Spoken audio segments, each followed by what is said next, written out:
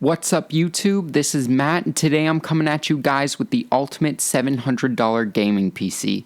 Now this is going to be the most bang for the buck that you're going to get for $700, and really it's going to be a great PC for gaming, and you're going to be able to play any game you want at 1080p maxed out. So if you're interested in seeing this, go ahead and stick around.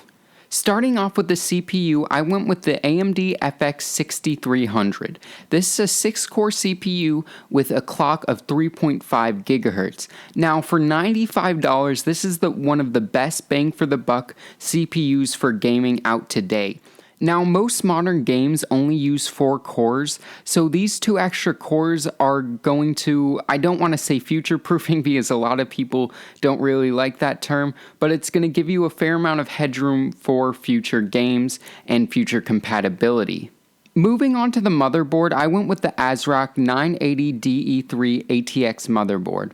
Now, this motherboard has the AM3 Plus socket and really has everything we need for around $53. It's got USB 3, it's got SATA 6 gigabit per second ports for the hard drives, and it supports our CPU, RAM, and graphics card options.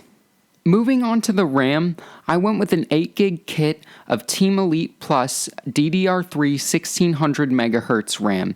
Now 8GB is really the most you need for a gaming PC that's going to be solely for gaming. Now if you're doing a lot of productivity, you might want to bump it up to 16 gigs, but 8 gigs is going to be plenty for us. And for $43, it's a really good deal and is going to get the job done perfectly. Moving on to storage, I went with an SSD and hard drive solution.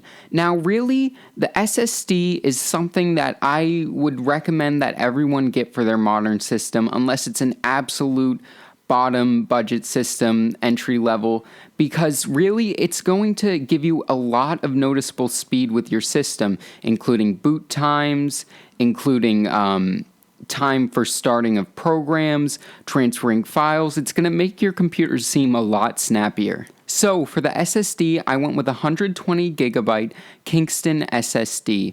Now this is only around $52, which is a pretty good deal for a 120GB SSD and is going to give you plenty fast read and write speeds that's going to make the computer very snappy.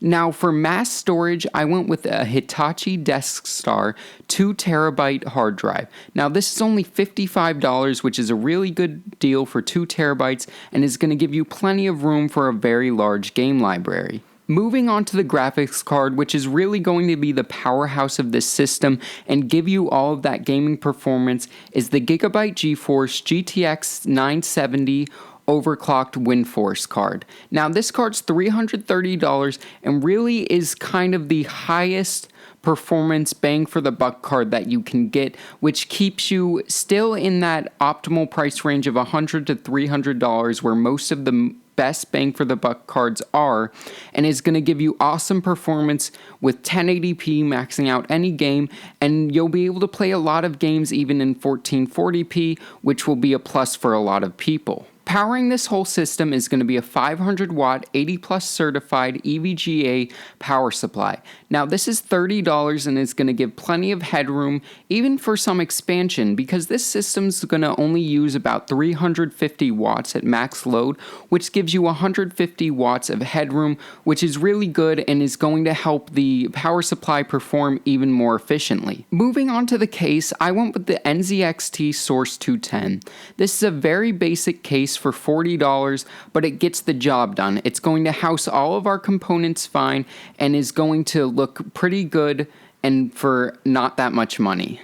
So that's it guys, that wraps up the $700 ultimate gaming PC build. If you guys like this, go ahead and give it a thumbs up, and if you're really awesome, go ahead and subscribe to see more content like this. I put out build guides, I do 3D printing stuff, I do tutorials, reviews, so if any of that stuff sounds interesting to you guys, then you should go ahead and subscribe. And this is Matt from Tech by Matt, signing out.